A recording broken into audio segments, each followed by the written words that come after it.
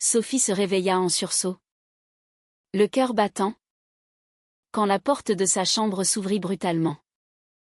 Camille, sa voisine du palier d'en face, se tenait là, les yeux écarquillés, tenant à la main une lettre froissée que Sophie avait cachée sous son oreiller. Avant que Sophie ne puisse articuler un mot, Camille lâcha la lettre. Et les larmes coulèrent sur ses joues, révélant une trahison que ni l'une ni l'autre n'avaient anticipée. Sophie, une jeune avocate de 28 ans vivant à Paris, dans un petit appartement du Marais, avait toujours été la perfection incarnée aux yeux de sa famille conservatrice. Fille unique d'un couple de bourgeois catholiques pratiquants, elle avait grandi sous le poids des attentes, études brillantes à la Sorbonne, carrière prometteuse dans un cabinet d'affaires, et un futur mariage avec un homme de bonne famille. Mais au fond d'elle, Sophie luttait contre une vérité qu'elle n'osait pas avouer. Depuis l'adolescence, elle se sentait attirée par les femmes. Un sentiment qu'elle réprimait farouchement, craignant le rejet de ses parents et la désapprobation de la société. Camille, de son côté, était une artiste de 26 ans, graphiste freelance, installée dans l'immeuble depuis un an. Originaire de Lyon, elle avait fui une famille étouffante où son orientation sexuelle avait été un tabou insurmontable. Ouverte et assumée, Camille vivait sa vie de lesbienne sans complexe, participant à des événements LGBT dans la capitale. Leur rencontre avait commencé innocemment, un café partagé dans l'escalier, des discussions tardives sur le palier, et bientôt une amitié profonde qui s'était muée en quelque chose de plus intense. Sophie, pour la première fois, avait ressenti une connexion authentique, mais elle la gardait secrète, terrifiée par les conséquences. Ce matin-là, tout bascula. Camille était venue emprunter du sucre, comme elle le faisait souvent, mais en entrant sans frapper, une habitude qu'elles avaient prise dans leur complicité grandissante. Elle avait vu la lettre sur la table de nuit. C'était une missive de la mère de Sophie, insistante sur un rendez-vous arrangé avec un potentiel fiancé, un jeune banquier nommé Pierre. Camille, qui croyait que Sophie était prête à assumer leur relation naissante, se sentit trahie. « Comment as-tu pu me cacher ça ?» murmura-t-elle, la voix brisée. Sophie, encore ensommeillée, paniqua. Elle balbutia des excuses, expliquant que c'était une pression familiale qu'elle n'avait pas encore affrontée. Mais Camille recula, les yeux emplis de douleur. « Tu joues avec moi, Sophie. Tu n'es pas prête ? Et moi ? Je ne peux plus attendre. » La dispute éclata, rapide et violente. Sophie tenta de retenir Camille, arguant que leur lien était réel, qu'elle avait juste besoin de temps pour affronter sa famille. Mais Camille, blessée dans son orgueil et son cœur, claqua la porte, laissant Sophie seule avec ses regrets. Toute la journée, Sophie rumina. Elle appela Camille plusieurs fois, sans réponse. Le soir venu, elle décida d'aller chez elle, mais la porte resta close. C'était le début d'une spirale de conflits intérieurs pour Sophie. Devait-elle sacrifier son amour naissant pour préserver l'harmonie familiale ? Ou risquer tout pour une vérité qu'elle avait enfouie si longtemps ? Pendant ce temps, Camille rentra chez elle, effondrée. Elle se rappelait les moments partagés, les promenades le long de la Seine, les rires dans les cafés du quartier, les baisers volés dans l'ombre de l'immeuble. Mais cette lettre avait tout remis en question. Était-ce une simple amitié pour Sophie ? Ou pire, une expérience passagère ? Camille, qui avait déjà souffert d'un rejet familial similaire, ses parents l'avaient mise à la porte à 18 ans quand elle avait avoué son orientation, ne pouvait tolérer une nouvelle trahison. Elle passa la nuit à peindre, canalisant sa rage en traits furieux sur la toile, représentant deux silhouettes enlacées mais séparées par un mur invisible. Le lendemain, Sophie se rendit au travail, l'esprit ailleurs. Dans le métro bondé, elle repensait à leur première vraie conversation intime. Quand Camille lui avait confié ses luttes passées. La société nous juge. Mais c'est nous qui choisissons de nous cacher ou non, avait dit Camille. Sophie s'était sentie inspirée. Mais maintenant, elle se sentait lâche. Au bureau, elle reçut un appel de sa mère, ravie d'annoncer que Pierre avait accepté le dîner. Sophie accepta machinalement. Mais son cœur se serra. Était-ce le prix à payer pour une vie normale?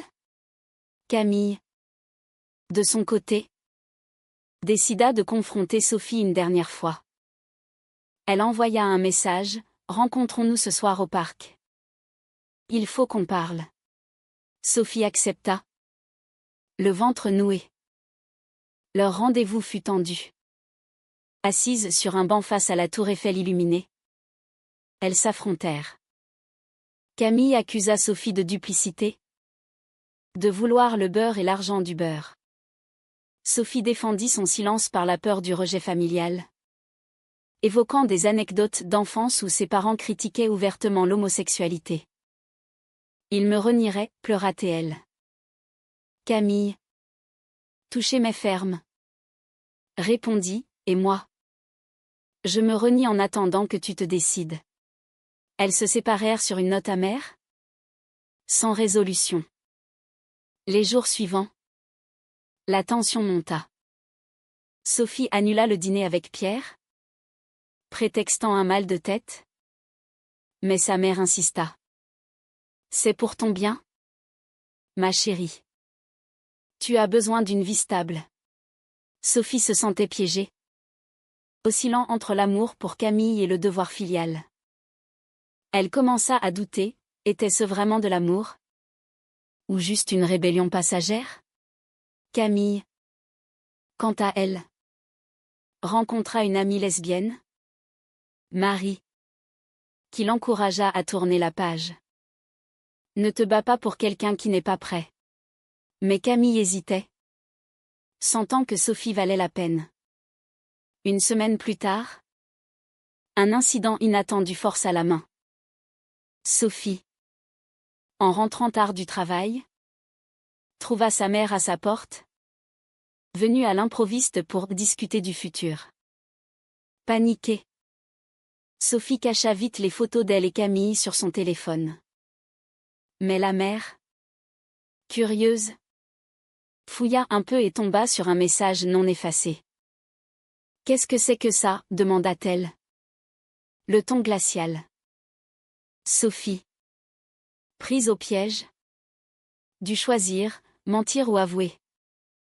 Elle opta pour un demi-mensonge, c'est juste une amie proche. Mais le doute était semé. Camille, apprenant l'incident par un appel de Sophie, se sentit encore plus blessée. Tu continues à me cacher comme un secret honteux. Leur relation, déjà fragile, se fissurait davantage. Sophie réalisa alors le prix de son indécision, elle perdait Camille. Et peut-être elle-même. La confrontation avec sa mère marqua un tournant pour Sophie. Assise dans son salon, face à cette femme qu'elle admirait et craignait, elle écouta les reproches voilés. « Je sais que tu es seule. Mais il y a des limites à l'amitié féminine, » dit sa mère. Les lèvres pincées. Sophie nia tout.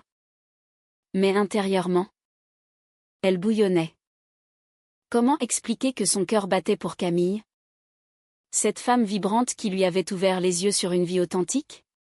Elle passa la nuit à ruminer, pesant les conséquences d'une révélation. Perdre l'héritage familial? Être exclue des dîners dominicaux? Ou pire, voir le regard de déception dans les yeux de ses parents? Camille, de son côté, luttait contre sa propre tempête. Elle avait accepté un rendez-vous avec Marie, l'amie qui l'avait consolée. Mais son esprit revenait sans cesse à Sophie. Lors d'une exposition d'art où elle exposait ses toiles, elle croisa un couple lesbien assumé, main dans la main, et envia leur liberté. Pourquoi Sophie ne peut-elle pas être comme ça, se demanda-t-elle. Marie, sentant sa distraction, la confronta, laisse-la partir. Tu mérites quelqu'un qui te choisit pleinement. Camille acquiesça. Mais au fond, elle n'était pas convaincue. Leur baiser d'adieu ce soir-là fut tiède. Un pâle substitut à la passion qu'elle avait partagée avec Sophie. Le lendemain, Sophie prit une décision impulsive. Elle envoya un message à Camille, « Viens chez moi ce soir. J'ai besoin de te parler. » Camille hésita. Mais la curiosité l'emporta. Quand elle arriva, Sophie l'accueillit avec des larmes. « Je ne peux plus mentir. Ma mère soupçonne quelque chose. Et je suis terrifiée. » Elles s'assirent sur le canapé. Et pour la première fois, Sophie ouvrit son cœur complètement. Elle raconta son enfance étouffante. Les messes obligatoires où l'homosexualité était condamnée comme un péché. Les amis de la famille qui murmuraient sur les déviants. Camille écouta. Empathique. Mais exigea plus, et maintenant? Vas-tu leur dire? Sophie promit d'essayer.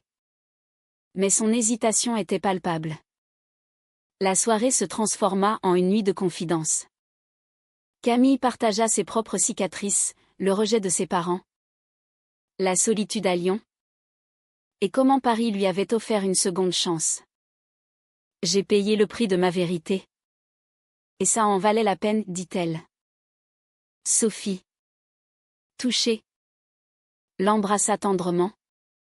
Un geste qui scella leur réconciliation temporaire. Mais au matin, la réalité frappa. Sophie reçut un appel de son père, furieux d'avoir entendu des rumeurs via sa mère. Qu'est-ce que c'est que cette histoire d'amis trop proches? Viens à la maison ce week-end? On en parle. Sophie paniqua. Et Camille, entendant la conversation, se sentit de nouveau reléguée. Tu vas encore me nier? La dispute reprit de plus belle. Camille accusa Sophie de faiblesse, de privilégier sa famille au détriment de leur amour. Sophie rétorqua que c'était facile pour Camille, qui avait déjà tout perdu et rien à risquer. Toi, tu es libre. Mais moi, j'ai une vie construite sur des mensonges, hurla-t-elle. Camille partit en claquant la porte, laissant Sophie effondrée. Cette fois, la séparation semblait définitive. Sophie annula le week-end familial, prétextant du travail. Mais le mensonge pesait lourd. Elle commença à consulter un thérapeute en secret, explorant ses conflits intérieurs. Suis-je prête à tout perdre pour être moi-même, se demanda-t-elle lors de la première séance. Camille, blessée, se jeta dans son art. Elle créa une série de peintures représentant des femmes piégées dans des cages dorées, symbolisant la lutte de Sophie. Lors d'une soirée LGBT, elle rencontra d'autres femmes qui partageaient des histoires similaires, des communautés ratées, des familles brisées, des amours sacrifiés. Cela la renforça dans sa résolution, elle ne pouvait attendre éternellement. Pourtant, un message de Sophie la hantait, « Je t'aime, mais j'ai peur. » Camille répondit froidement, « L'amour sans action n'est rien. » Les semaines passèrent, et la tension sociale s'ajouta au conflit personnel. Sophie, au travail, entendit des collègues murmurer sur une affaire de discrimination contre une employée lesbienne. Cela la fit réfléchir aux inégalités persistantes en France, malgré les lois progressistes. Elle se rappela les manifestations pour le mariage pour tous, qu'elle avait observées de loin, sans oser participer. Camille, active dans ses cercles, l'invita à un événement. Mais Sophie déclina. craignant d'être vue. Cet refus fut la goutte d'eau. Camille bloqua son numéro, décidant de tourner la page. Mais le destin intervint. Lors d'une fête d'anniversaire chez un ami commun, elles se croisèrent par hasard. L'atmosphère était chargée. Sophie, ivre de vin et de regrets, s'approcha de Camille. « Je ne peux pas vivre sans toi. » Camille, entourée de ses amis, répondit durement, « Prouve-le. » Sophie, dans un élan de courage, l'embrassa devant tout le monde. Un silence choqué suivit. Puis des applaudissements sporadiques. Mais le lendemain, les conséquences arrivèrent. Un collègue avait posté une photo sur les réseaux. Et la mère de Sophie l'appela. Hystérique. « C'est vrai? Tu es comme ça? » Sophie, face au mur, dut choisir. Elle avoua tout à ses parents lors d'un dîner tendu à leur maison de banlieue. Son père resta silencieux. Sa mère pleura. « Comment as-tu pu nous faire ça ?» demanda-t-elle. Sophie expliqua calmement son amour pour Camille, les années de répression et son besoin de vérité. Le dîner se termina en cris, et Sophie partit, le cœur brisé mais allégé. Elle appela Camille, « Je l'ai fait. Pour nous. » Camille, émue, accepta de la revoir. Pourtant, la réconciliation fut fragile. Camille doutait, « Et si tu regrettes ?» Sophie promit de s'engager pleinement. Mais les pressions extérieures montaient. Des amis de la famille murmurèrent. Et au travail, des regards en coin apparurent. Sophie se sentait exposée, vulnérable. Camille, de son côté, luttait contre sa peur de l'abandon. Leur relation devint un champ de bataille de doutes et de promesses. Après l'aveu à ses parents, Sophie affronta un vide abyssal. Les appels cessèrent. Les invitations familiales s'évaporèrent. Elle se sentait orpheline, mais libre pour la première fois. Camille, apprenant la nouvelle, l'accueillit chez elle avec des bras ouverts. Elles passèrent des nuits à reconstruire leurs liens, parlant des rêves partagés, un voyage en Provence, une vie commune sans secret. Mais la réalité sociale les rattrapa vite. À Paris, malgré une apparence progressiste, les préjugés persistaient. Lors d'une promenade main dans la main, elles essuyèrent des regards hostiles d'un groupe de passants. « Sale Gouine » murmura l'un d'eux. Sophie tressaillit. Mais Camille serra sa main plus fort, « Ignore-les.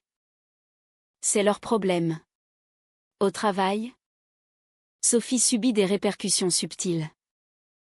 Son patron, conservateur, la relégua à des dossiers mineurs, prétextant une restructuration. Elle suspecta une discrimination. Mais sans preuve, elle se tut. Cela alimenta ses doutes, avait-elle fait le bon choix? Camille, sentant son hésitation, la confronta. Regrettes-tu? Sophie nia. Mais intérieurement, elle pesait le coup. Ses parents lui manquaient. Et les fêtes solitaires la hantaient. Camille, de son côté, faisait face à ses propres démons. Son ex, une femme jalouse, réapparut, semant le doute via des messages insinuant que Sophie n'était pas fiable. Camille ignora d'abord. Mais lors d'une dispute avec Sophie sur l'avenir, Sophie voulait attendre avant d'emménager ensemble. Elle céda à la tentation. Elle rencontra son ex pour un café innocent. Mais cela se transforma en une soirée arrosée. Rien ne se passa. Mais la culpabilité la rongeait. Devait-elle avouer? La trahison éclata quand Sophie trouva un message ambigu sur le téléphone de Camille. Tu me vois toujours, lisait-elle. Furieuse. Sophie accusa Camille d'hypocrisie, tu me reproches mes secrets. Mais tu fais pareil. Camille admit son erreur, expliquant que c'était un moment de faiblesse dû à la peur. Elles se réconcilièrent après des heures de larmes, mais une fissure s'était creusée. Sophie se demanda si leur amour pouvait survivre aux épreuves constantes. Les pressions familiales reprirent. La mère de Sophie appela. Suppliante, reviens. On peut oublier tout ça si tu changes. Sophie refusa. Mais le chagrin la submergea. Elle consulta son thérapeute plus souvent, explorant les mœurs sociétaux français, un pays laïque, mais où le catholicisme influençait encore les mentalités. La société évolue, mais les cœurs mettent du temps, dit le thérapeute. Sophie décida d'agir, elle rejoignit un groupe de soutien LGBT, où elle rencontra d'autres femmes dans sa situation. Cela la fortifia. Camille, inspirée, proposa un week-end à la campagne pour se ressourcer. À la ferme d'une amie en Normandie. Elles se reconnectèrent, loin des jugements parisiens. Mais un appel de la mère de Camille qui n'avait pas parlé depuis des années perturba l'idylle. J'ai vu tes photos en ligne. Es-tu heureuse, demanda-t-elle. Camille, émue, répondit oui. Mais raccrocha vite, craignant une manipulation. Cela raviva ses blessures passées. De retour à Paris, un événement majeur testa leur lien. Sophie fut invitée à un gala professionnel, et elle y alla avec Camille comme partenaire. Les regards choqués de collègues la blessèrent, mais elle tint bon. Pourtant, un partenaire d'affaires fit une remarque homophobe voilée, et Sophie explosa, défendant leur amour. Cela lui coûta un contrat, mais gagna le respect de Camille. Tu as choisi nous, dit-elle. Cependant, la trahison latente refit surface. L'ex de Camille envoya une photo compromettante d'elle ensemble ce soir-là. Sophie, voyant rouge, exigea des explications. Camille jura que c'était innocent, mais Sophie douta. Elles se séparèrent temporairement, Sophie retournant dans son appartement vide. Seule, elle réfléchit aux choix moraux, pardonner ou protéger son cœur. Camille, dévastée, peignit une toile déchirante, représentant deux cœurs entrelacés mais saignants. Les amis intervinrent. Marie, l'amie de Camille, contacta Sophie, elle t'aime. Mais elle a peur comme toi. Sophie, touchée, décida de pardonner. Elles se retrouvèrent dans leur parc favori, avouant leur faiblesse. On doit se battre ensemble, dirent-elles. Mais les défis continuaient. La famille de Sophie organisa une intervention, invitant un prêtre pour guérir son orientation. Sophie refusa d'y aller, coupant les ponts définitivement. Le prix était élevé, isolation émotionnelle. Mais l'authenticité gagnait. Camille soutint Sophie. Mais ses propres doutes grandissaient. Était-elle prête à porter le fardeau des conflits de Sophie? Leur relation devint un équilibre précaire entre amour et sacrifice. Avec le temps, Sophie et Camille tentèrent de bâtir une vie commune. Elles emménagèrent ensemble dans un appartement plus grand à Montmartre, symbole de leur engagement. Les premiers mois furent idylliques, dîners romantiques, expositions d'art, amis solidaires. Mais les ombres du passé persistaient. Sophie recevait des lettres anonymes de la part d'anciens amis de famille, la qualifiant de « perdue ». Elle les ignorait, mais cela minait son assurance. Au travail, elle fut promue, prouvant que son coming out n'avait pas tout ruiné. Mais les murmures continuaient. Camille, de son côté, prospéra artistiquement. Une galerie exposa ses toiles sur les thèmes LGBT. Et elle gagna en reconnaissance. Pourtant, le succès attira l'attention de son ex, qui répandit des rumeurs sur leur passé. Camille confronta Sophie, on doit être forte. Mais intérieurement, elle craignait que Sophie craque sous la pression. Lors d'une fête, un commentaire malveillant sur leur couple la fit exploser, défendant Sophie avec ferveur. Un conflit majeur surgit quand la mère de Sophie réapparut, malade, demandant une réconciliation. Sophie, déchirée, visita l'hôpital. « Je t'aime. Mais je ne peux pas changer qui je suis, dit-elle. » Sa mère, affaiblie, murmura, « Peut-être que j'ai eu tort. » C'était un pas, mais insuffisant. Sophie rentra effondrée, et Camille la consola, mais sentit une distance. « Vas-tu retourner vers eux ?» demanda-t-elle. Sophie nia. Mais le doute s'installa. La société ajouta du sel, un débat national sur l'adoption pour couples homosexuels raviva les tensions. Sophie, engagée, participa à une manifestation. Mais Camille hésita, craignant pour sa carrière. Cela mena à une dispute, « Tu me demandes de me battre ? Mais toi, tu recules » accusa Sophie. Camille admit sa peur, révélant un traumatisme passé d'une agression homophobe. Elles se rapprochèrent dans la vulnérabilité. Mais les cicatrices étaient profondes. Une trahison inattendue frappa. Sophie, stressée, contacta Pierre, l'ancien prétendant, pour un conseil professionnel. Innocent. Mais Camille le découvrit et y vit une menace. « Es-tu vraiment avec moi ?» hurla-t-elle. Sophie expliqua. Mais Camille, paranoïaque, partit chez Marie pour la nuit. Là, dans un moment de faiblesse, elle embrassa Marie. Le regret fut immédiat. Devait-elle avouer et risquer tout? Le lendemain, Camille rentra, coupable, et avoua. Sophie, dévastée, pleura des heures. Comment as-tu pu? C'était le miroir de ses propres erreurs passées. Elles affrontèrent la crise, thérapie de couple. Discussion interminable sur la confiance. Sophie choisit de pardonner, mais à un prix, une vigilance accrue. Leur amour, testé, en sortit renforcé, mais fragile.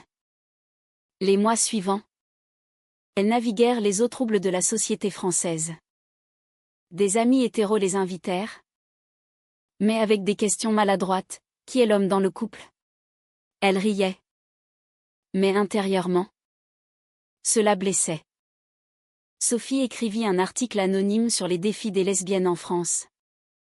Cathartique. Camille l'encouragea. Fière. Pourtant, un ultimatum familial arriva. Le père de Sophie, via un avocat, menaça de la déshériter si elle persistait. Sophie, furieuse, refusa tout contact. Cela la libéra. Mais la solitude pesa. Camille proposa d'adopter un chat, symbole de leur nouvelle famille. Elles le nommèrent Liberté, riant de l'ironie. La haute trame culmina lors d'un voyage en Italie. Pour s'échapper. Là, loin des jugements, elles se promirent fidélité éternelle.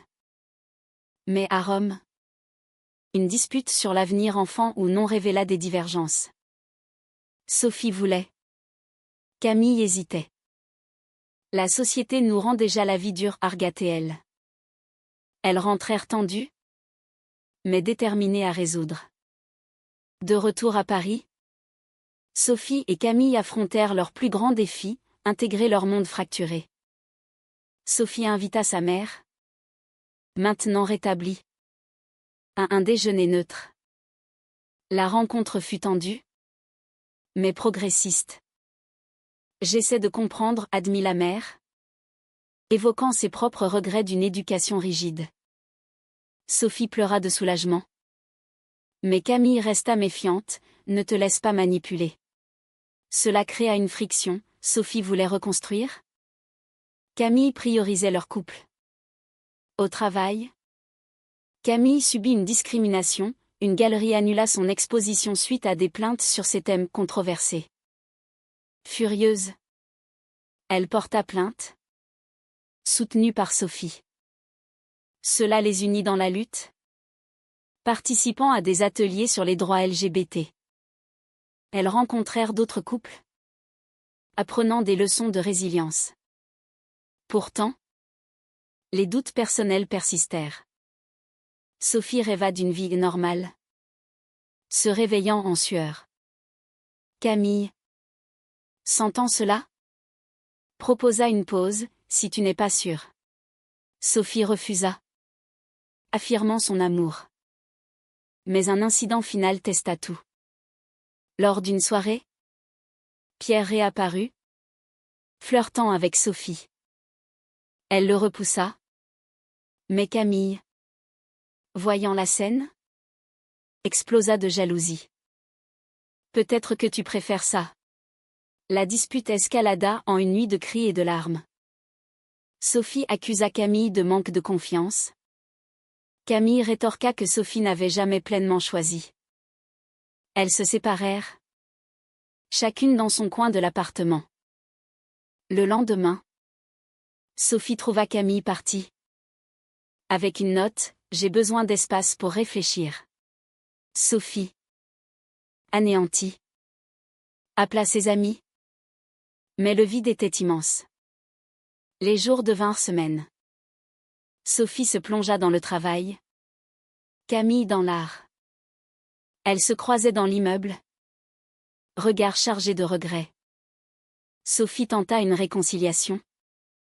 Envoyant des fleurs avec un message, le prix de te perdre est trop haut. Camille répondit. Et elles se retrouvèrent. On a payé cher. Mais ça en vaut la peine, dirent-elles, se promettant de communiquer mieux. Leur relation évolua. Plus mature. Elles adoptèrent le chat. Planifièrent un mariage symbolique. Les familles s'adoucirent lentement, la mère de Sophie vint à un dîner. Celle de Camille envoya un message. La société, bien que imparfaite, offrait des espaces de tolérance. Sophie et Camille devinrent des modèles pour d'autres, partageant leur histoire dans un podcast anonyme. Mais au fond, les cicatrices restaient. Était-ce une victoire? Ou un compromis perpétuel? Leur amour survécut. Mais à quel coût? Et si, finalement, le vrai péché n'était pas l'amour entre deux femmes, mais le silence qui le tue?